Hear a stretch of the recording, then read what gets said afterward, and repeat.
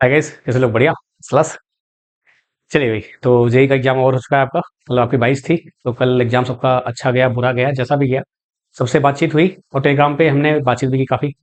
आपने देखा भी होगा। ठीक है, तो आपके दो शिफ्ट में हुए थे पेपर आपके। आंसर की वेट करिए, तो आंसर के बाद आपको रियलाइज होगा जैसे ग्रेड वन में था, सेम टू सेम आपका जेई भी ऐसा हुआ है, ऐसे आपका एएलपी भी होगा। ठीक है, तो वेट फॉर द आंसर की हम बात करते हैं आपका एएलपी का। जैसे आपसे प्रॉमिस किया था मैंने कि 2024 जो की वैकेंसी अनाउंस हुई थी, तो 23 तारीख से आपका मैं क्लास रिज्यूम करने वाला था, जो कि आपका ये है। और आपके लिए इंपॉर्टेंट ये है कि ये सभी क्लास आपकी यूट्यूब पे होंगी। कोई पेड क्लास नहीं होंगी। पेड क्लास आपका ऑलरेडी जो हो चुका है। कई लोग इतने मतलब कि कुछ लोग ऐसे लोग हैं कि ग्रुप पे ऐड होते हैं पेड ग्रुप में, लेकिन वो उस पे एक्ट नहीं रहते हैं। तो जिनका भी वैलिडिटी जिनको कोर्स नहीं दिख रहा है, जिनका वैलिडिटी एंड हो गया है, आप मुझे मैसेज कर देना, मुझे व्हाट्सअप कर देना, मैं आपका कोर्स एक्सटेंड करवा दूंगा। मैं लगातार एक हफ्ते से यही कर रहा हूँ। बहुत सारे लोगों ने कोर्स ज्वाइन किए थे, बहुत सारे लोग कोर्स एक्सपायर हो गए थे, तो मैंने सबका एक्सटेंड करवाया है। होपफुली ये वीडियो शायद देख लें आप लोग, तो आप लोग को मिल जाए पता। ठीक है ना? तो पहले आप लोग ग्रुप पे देखा करिए, मुझसे पर्सनली बात कर लीजिए, उसके बाद कुछ कमेंट किया करिए। एक दो लोग कहते हैं कि सर 10 दिन पहले ही आपने खत्म कर दिया, इतने पैसे क्यों भूखे हो? मैंने कहा अरे यार हद है। मतलब कि एक तो मैंने आपके लिए पूरा ट्राई किया हुआ है कि हर एक तरीके से आपको टेलीग्राम माध्यम से, यूट्यूब माध्यम से, और भी जो तरीके होते हैं हर तरीके से मैंने आपको समझाने की कोशिश की है, लेकिन क्या ही करोगे आप। एक्चुअली प्रॉब्लम आपकी नहीं है, आप लोग पचासों ग्रुप से जुड़े होते हो, तो वही गड़बड़ होती है। तो फिर से बोल रहा हूँ भाई, आप सभी लोग जितने लोग भी पेड ग्रुप वाले हैं, आपका कोर्स अगर नहीं दिख रहा है, आप मुझे व्हाट्सअप करिए, मैं आपका कोर्स जो है वो दिखवा दूंगा। ठीक है, चलिए शुरू करते हैं। तो इसलिए मैंने डिसीजन लिया कि भाई यूट्यूब पे ही लेंगे, ज़्यादा अच्छा रहेगा। मतलब मैं पेड पे ले रहा हूँ, फिर वहां पे क्या होता है ना कि पढ़ाई से कम ज्यादा फिर यही सब होता है। और मैंने देखा, ये चीज मुझे ऑब्जर्व हुई है, आफ्टर 6 मई को बाद मैं एक वीडियो बनाऊंगा कि किन बच्चों का सिलेक्शन नहीं हो पाता है। जो मेरा एक्सपीरियंस रहा है अभी तक 1-2 साल में, जो आरआरबी की वैकेंसी आई है, लगातार मेरी जो बातें हुई हैं, उससे ये मुझे एहसास हुआ है कि ये वीडियो बहुत जरूरी है। लेकिन अभी तो एग्जाम आ गया है, तो बात करते हैं उसके रिगार्डिंग। एंड देन सबसे रिक्वेस्ट है भैया, मैंने बोल रखा है कि नंबर सेंड कर दो, मैं कोर्स एक्सटेंड करवा दूंगा। चलिए आइए शुरू करते हैं अपनी क्लास। तो ये कुछ इंपॉर्टेंट बात थी, तो ये क्लास सारी जितनी भी होंगी सब यूट्यूब पे होंगी। बात करते हैं रेडियो टीवी की और आपका इलेक्ट्रॉनिक मैकेनिक की। तो इलेक्ट्रॉनिक मैकेनिक का जो वेटेज रहा है आप देख पा रहे हैं यहाँ पर, सेम टू सेम आपका रेडियो टीवी का है जो आप देख पा रहे हैं यहाँ पर। ठीक है, सो अगर मोटा मोटी तौर पर बात की जाए, तो यहाँ पे जो आपका क्या कहते हैं, आपका इलेक्ट्रॉनिक डिवाइस दोनों में कॉमन है, और दोनों का वेटेज ठीक ठाक है। इसमें तो अच्छा खासा है, सभी ठीक ठाक आपका वेटेज मिल रहा है आपको। ठीक है, दूसरा आपका बेसिक इलेक्ट्रिकल यहाँ भी आपका है, यहाँ भी आपका अवेलेबल है। ठीक है, तीसरा आपका डिजिटल यहाँ भी अवेलेबल है, आपका यहाँ भी अवेलेबल है। चौथा आपका इलेक्ट्रॉनिक मेजरमेंट यहाँ भी अवेलेबल है, यहाँ भी अवेलेबल है। ठीक है, तो ये चार जो आपके हैं मेन, ये कॉमन है ही है। साथ में साथ मैंने आपसे कहा था कि कंज्यूमर इलेक्ट्रॉनिक्स आपका जो टॉपिक होता है, मैंने आपको बताया कि अलग से 10 नंबर से आते हैं। तो जब मैंने कोर्स स्टार्ट किया, जो कोर्स बीच में था, तो मैंने कहा कि इसको अलग से फोल्डर बनाएंगे, तो कहीं ना कहीं ये डिस्टर्ब करेगा स्टूडेंट्स को। तो ये आपका कम्युनिकेशन के साथ ही मैं करा दूंगा, और इसका कुछ पार्ट मेजरमेंट के अंदर भी होता है। अब देखो, मैंने ये बात बोली है, लेकिन आप लिख के ले लो मेरे से। कुछ लोग ऐसे होंगे जो पूछेंगे कि सर कंज्यूमर इलेक्ट्रॉनिक्स कहाँ है, लिटरली। और कई लोगों ने मैसेज देखा भी है, आरआरबी जेई भी देखा है, कई लोग सच में हंसते हैं वो कि यार सच में ऐसा है। अब आदमी कितना खोल के बताए भाई, कितना क्लियर बताए।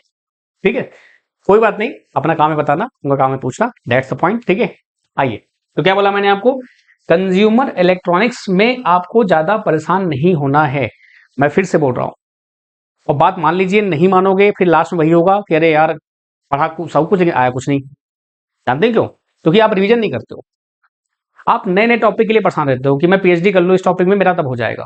ऐसा बिल्कुल नहीं है। ये एग्जाम्स वो एग्जाम्स हैं जहां पे वो आपकी बेसिक टेक्निकल नॉलेज चेक करना चाहते हैं, दैट्स इट। तो क्वालिफाइड नेचर का है, तो जितना हो सके रिवीजन पे फोकस करिएगा।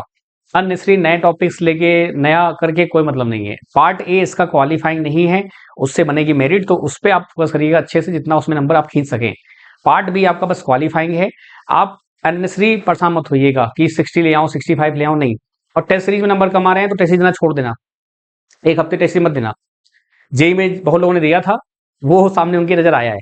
तो इसलिए आप सभी से बोल रहा हूँ, बड़ा भाई आपको समझिए, वैसे समझिए। टेस्ट सीरीज अगर आपके नंबर कमा रहे हैं, छोड़ दो, मत दो। जो मैं करा रहा हूँ क्वेश्चन वही करो आप, मोर देन इनफ है आपका। ठीक है, चलिए आगे बात करते हैं। तो क्या करेंगे हम लोग स्टार्ट करेंगे यहाँ से इलेक्ट्रॉनिक डिवाइस आपका बेसिक इलेक्ट्रिकल स्टार्ट करेंगे, जब आपका फिर जो रहेगा डिजिटल आपका।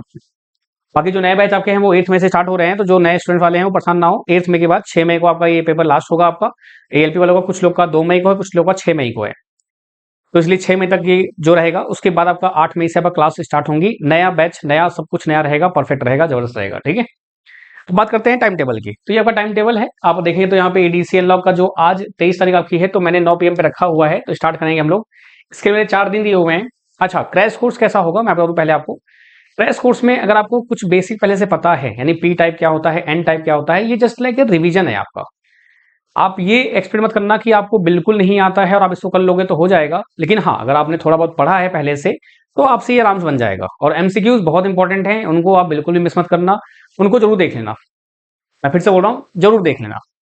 आपका पेपर क्वालिफाइंग है, आपका 60 मिनट में 75 क्वेश्चन करने हैं, तो ऐसा बिल्कुल नहीं कि क्वेश्चन का लेवल नहीं आएगा, लेवल भी आएगा, अपने को उसको छोड़ना है क्योंकि क्वालिफाई करना है। मैं फिर से बता रहा हूँ, क्वालिफाइंग नेचर है, गलती से ज्यादा टाइम वेस्ट मत करना है इसमें, जितना करो उतना कर लो, मोर देन इनफ है।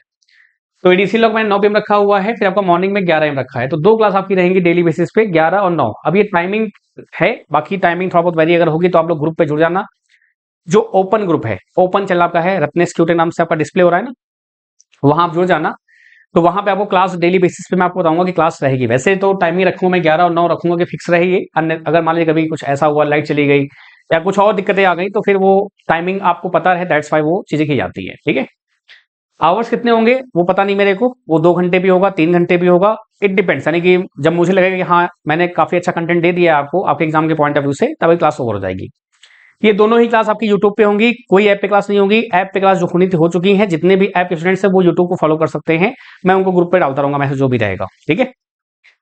फिर आपका लास्ट मैंने जो क्लास ली है वो 30 अप्रैल में रखी हुई है, क्योंकि आपका 2 को एग्जाम है, आपका 2 मई को एग्जाम, आपका 2 मई को जब होगा तो जब हम लोग ये पूरा क्लास कवर कर लेंगे, उसके बाद ये रियलाइजेशन होगा कि भाई कितना एग्जाम में कैसे क्या हुआ है। तो 2 मई के बाद आपका 3, 4, 5, फिर उसमें भी हम लोग क्या करेंगे, कुछ एक्स्ट्रा एफर्ट लगाएंगे, हो सकता है कुछ चीजें नहीं आए, हो सकता है कुछ टॉपिक से ज्यादा क्वेश्चन पूछे जाए, तो उस बेसिस पे हम लोग क्या करेंगे, 2-3 दिन हम और भी क्वेश्चंस करेंगे, जिससे कि आप एकदम प्रिपेयर रहो उसके लिए।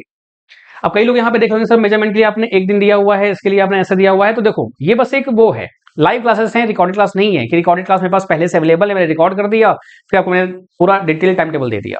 लाइव है, हो सकता है कि ये 2 दिन में खत्म हो जाए, 3 दिन खत्म हो जाए, कौन जान रहा है। तो इसलिए आप इस पे वरी मत करिएगा, कंटेंट इतना रहेगा कि आप आराम से क्वालिफाई कर जाओगे।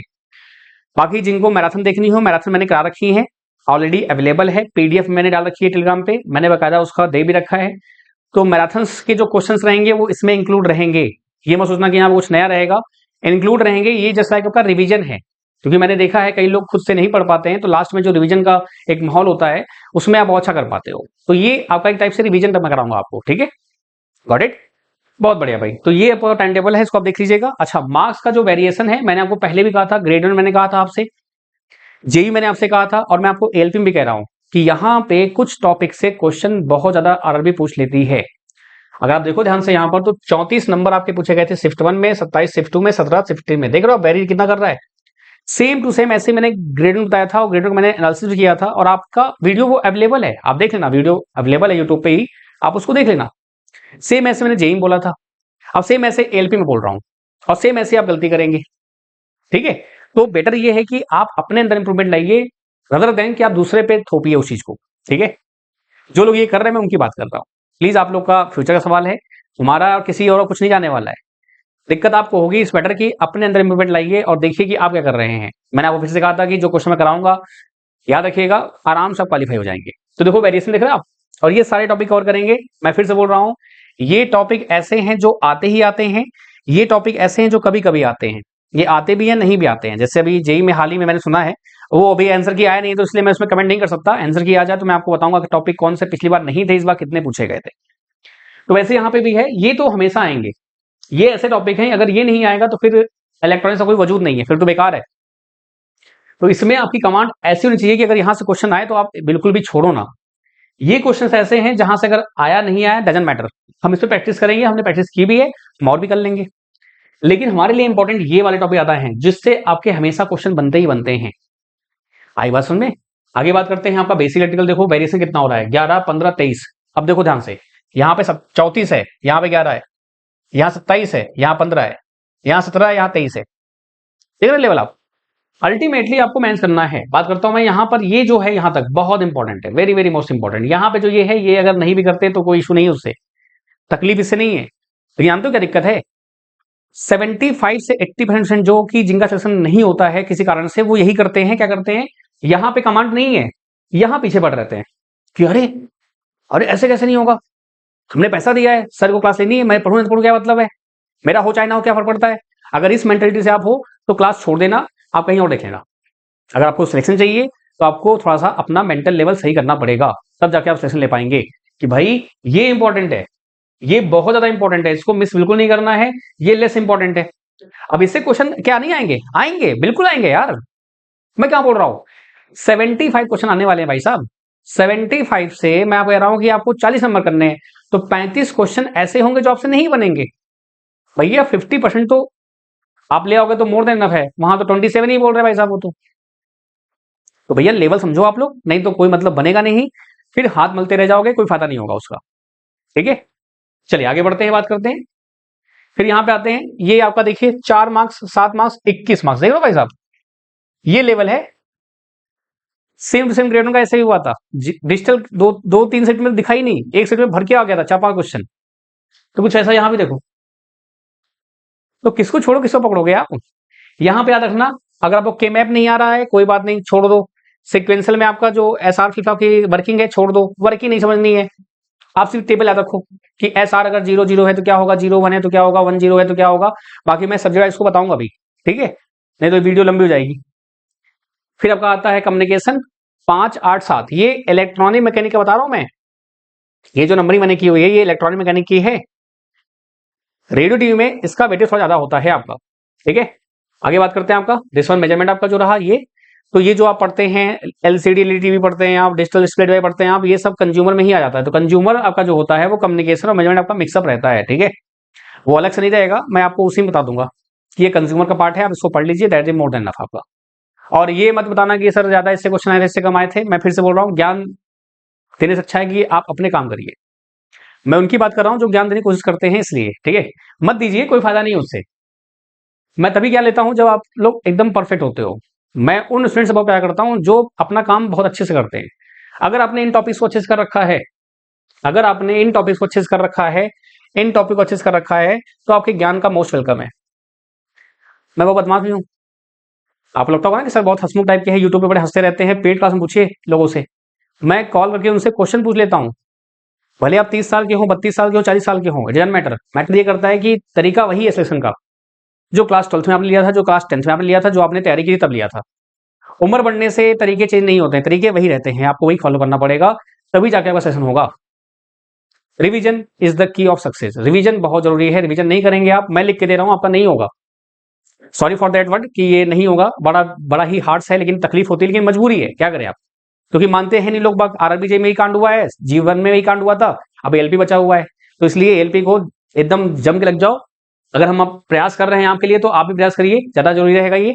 एंड बाकी कोई दिक्कत कोई समस्या है, अभी जितना हो सके आप मुझे कॉल मत करिए, व्हाट्सअप करिए, व्हाट्सअप से मैं आपको जितना हो सके हेल्प कर सकता हूँ। बाकी हाँ, फिर से बोल रहा हूँ, जिनका कोर्स नहीं दिख रहा है आप मुझे मैसेज कर दो मेरे भाई, ठीक है, मैं आपका कोर्स एक्सटेंड करवा दूंगा। ये मैंने 2 हफ्ते पहले ही बोल रखा है, उससे पहले ही बोल दिया था मैंने, लेकिन उसके बाद भी कई लोग, क्या होता है ना कि क्या ही करोगे आप, क्या ही चलिए जो भी है चलिए, तो ये सब मेरी दिल की बातें हैं, इसको समझिए, नहीं तो कोई मतलब बनेगा नहीं उससे। चलिए बहुत शुक्रिया, थैंक यू सो मच। बाकी टाइम टेबल आपको दिख गया है, ये वीडियो मुश्किल से आपकी 10-5 मिनट की थी, लेकिन मजबूरी में 13 मिनट की हो गई, वो बस बात इन्फॉर्म करनी थी, दैट्स वाई। ठीक है, चलिए मिलते हैं क्लासेस में रात को 9 बजे और करते हैं कोई बढ़िया धमाका। ठीक है, अगेन ये क्रैश कोर्स है, फुल थ्योरी टाइप नहीं है, क्योंकि अगर मैं थ्योरी में बैठा तो हर एक लेक्चर आपका फिर 10 दिन 20 दिन लगेंगे, आपका एग्जाम 2 और 6 को ही है। तो इसलिए प्लीज आप लोग थोड़ा पढ़ के आइएगा, एडीसी एनलॉग लास्ट रात वाली क्लास में जब मिलेंगे तब आपका, ठीक है, एक फास्ट फॉरवर्ड रिवीजन आपका होगा। ठीक है, चलिए बाबा टेक केयर, बाय, ठीक है।